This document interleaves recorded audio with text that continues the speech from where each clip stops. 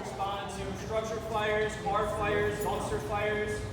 We have hazmat incidents. If anybody you guys remember, exit 27 was shut down for about 20 hours. We were the first ones on scene, and we were on scene for the entire 20 to 22 hours of it. So that's actually the largest hazmat incident in New York State history too.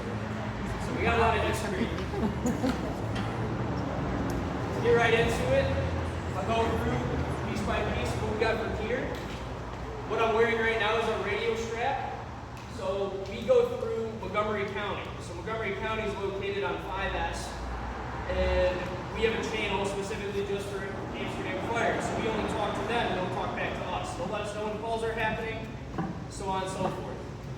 So start off, we have our bunkers right here. So we have them set up like this, that way we can get into them quick. We have our boots set out, that way we can just step right in. Big suspenders. Give a big jump. We're on, right? We need that. Throw the suspenders on. Zip up. This. All of our gear that I'm going to put on is very, very heavy.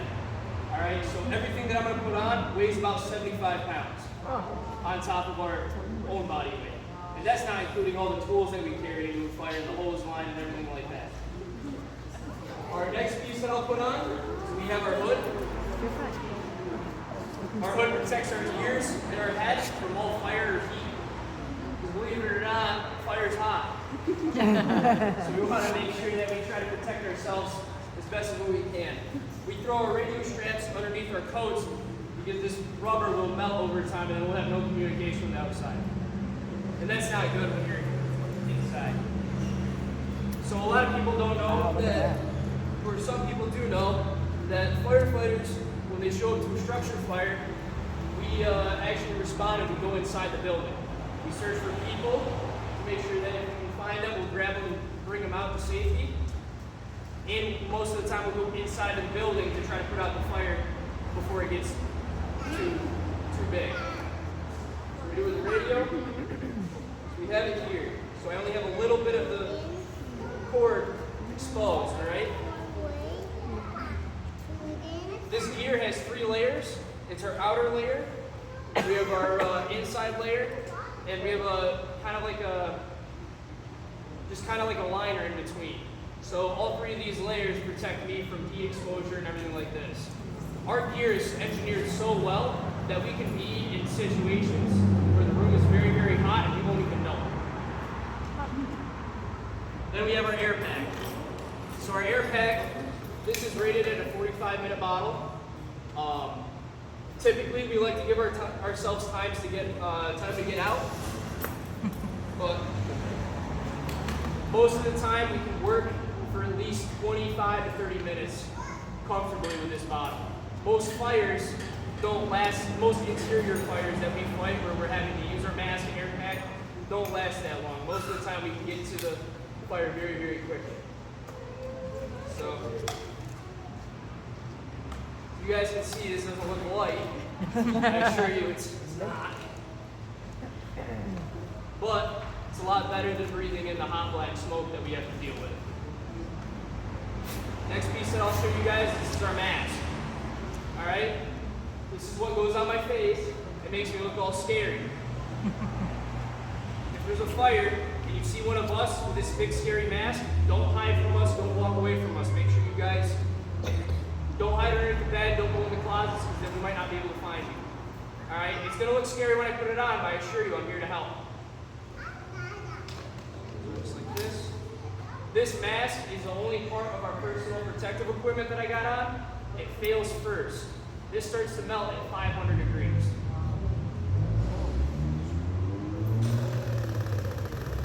You guys hear all that beeping? That's called a low air alarm. So what it is it's called a vibra alert. It literally vibrates our whole face to say, hey, you don't have that much air anymore. And that helps us to be able to get out. Throw the mask on.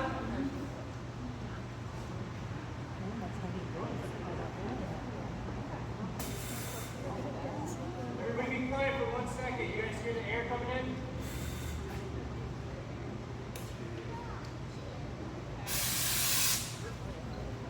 is how we breathe in the fire. Everything's all sealed tight, and we don't have any smoke coming in. Throw the helmet on.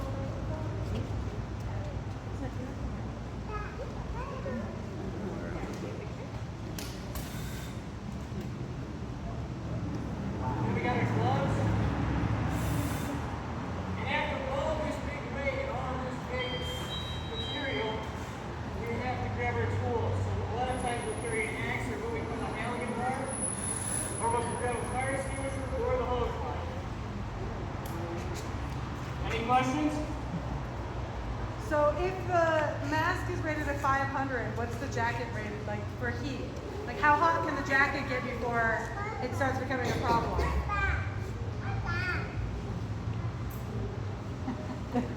I don't know the exact rating with each jacket. Every manufacturer is a little bit different. This could probably well withstand over 1,000 degrees. There's a lot of videos and this and that where these rooms are very, very hot, and even with us when we're having a fire, we'll come out smoking, and that's just a lot of the steam that's coming off of it, but we don't feel anything. So it's just the technology that's great. I mean, if you look 40 years ago, everybody were wearing boots that went up to their knees and just a big long jacket. Yeah. So it's amazing the engineering that we're able to have now. And in a way, it does kind of hurt us a little bit because now we get into spots where we probably shouldn't be getting. We're getting so far in. Any other questions? That was a good one. Did you have a question? How long is the training that you have to go through to become a firefighter? So everybody here is actually a firefighter paramedic. So there's different levels of EMS training. There's EMT, which I currently am. I'm leaving for paramedic school in September. But all of us here at AFD are all paramedics and ride the ambulance. So my partner over there, he's a paramedic, very good one. And they can do anything between intubations to gaining IV access to be able to push almost 50 different medications in the back of the ambulance. The actual firefighting training is a 15-week, Monday, Friday, it's pretty intense, grueling training that we do out in Utica. You guys see that? If I don't move for a little bit, that's called a pass alarm. So what that does is, if I'm not moving and there's something wrong, other people can hear me. But the training that we go through is about 15 weeks long, and then paramedic school is about 9 to 10 months long. Yeah, so in order to get a full firefighter paramedic here is almost a full year process. Okay. Did you have any questions? Any other questions? What's that? How much air? I have about 45 minutes worth of air. 45 minutes. So this is rated to, it's called 4,500 PSI. So that's just the pressure in the bottom. That's how we're going to know how to fill it up. Okay? Any other questions? What are the shifts you work?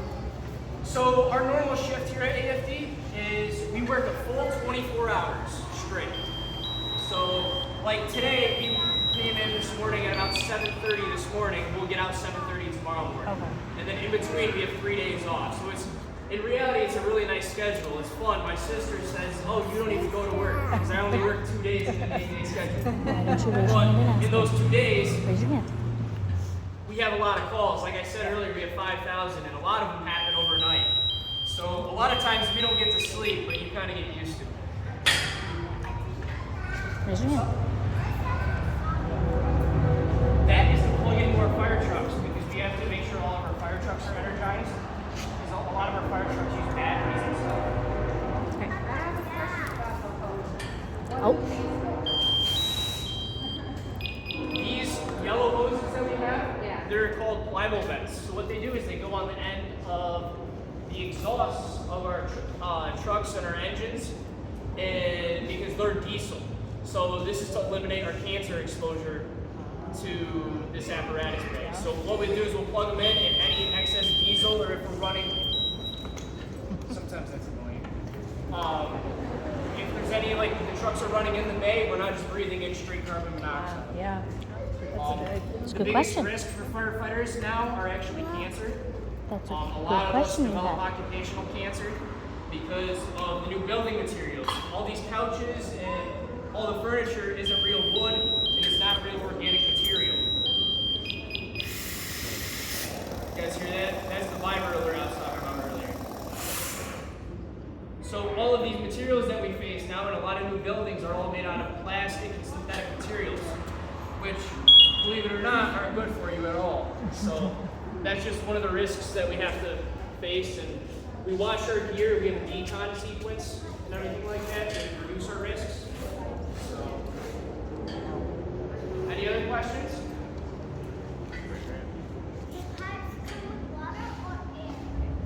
These pipes up here are all for the air. They're for the climate system.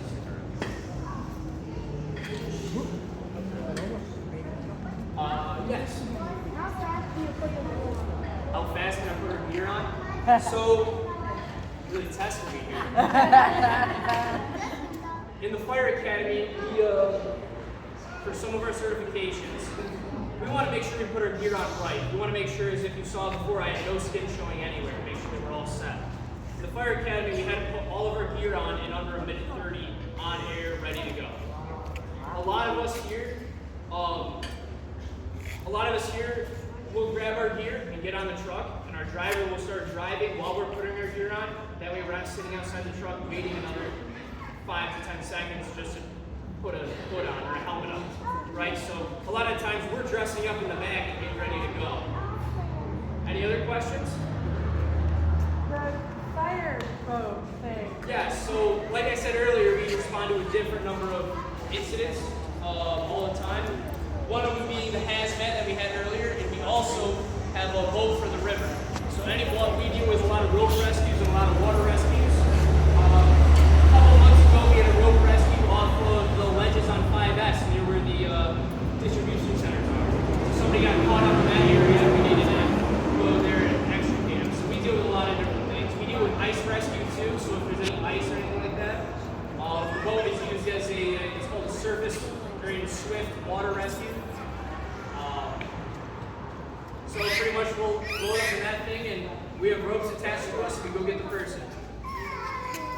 We also have to go through excess training on top of our firefighter training. So in order for me and everybody here to continue to do our job, we have to do something called recertification, where we have to recertify at least 100 hours every year to continue to be firefighters, along with numerous hours to continue to be paramedics, along with those numerous hours to continue to do building codes. So you're looking at about 200 to 230 hours of us just to keep our jobs every year. So it's just a lot of certification that we have to keep up, but it's well worth it. This is the best job in the world. Anybody else? Yep, we'll have somebody go down the fire pole. Near you. Well, they're the volunteers, I guess. Yeah. You talk to the kids about, okay, they're sleeping, and then a fire alarm goes off. Talk about what does it look like for you? So if somebody's sleeping at night, right, and we hear these loud fire alarms with heat detectors, smoke detectors, we even have carbon monoxide, we got to make sure that we get out as safe as what we can throughout the building, right? So we got to make sure we wake up and make sure we exit. So at home, what your guys' family should do, and go back to your parents because they'll love this. You should say, hey, Mom and Dad, we should have a fire escape plan. So if anything happens, like an emergency, we can all be accounted for and we all gather on the front of our house, right? Because the first question that we ask when we roll up to a fire is everybody out? Now, even if that answer is yes or no, we still have people that go in and we go through and we do an entire search of the building just to make sure that we know that everybody's out. It's high stress situations. We have a lot of guys that have done this job for a long time who are very experienced. It's high stress situations, but you got to understand that we do this and we train for this. So that's why when you say call 911 for an emergency, like I said, we go through a year of training for this. So, all right, that's an EMS call for us. So can everybody please do me a favor?